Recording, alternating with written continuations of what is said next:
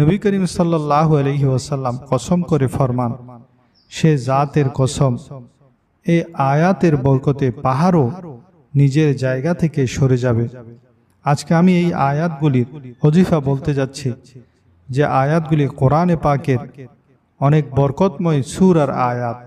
এই আয়াতের ওজিফা করি আপনি আপনার যে কোনো মুশকিল, যে কোনো পেরেশানির জন্য দোয়া করলে, যে কোনো হাজত, যে কোনো মকসদ, যার জন্যই এই নববী ওজিফা করবেন, ইনশাআল্লাহ আল্লাহ রব্বুল ইজ্জত আপনার সকল পেরেশানি দূর করে দিবেন।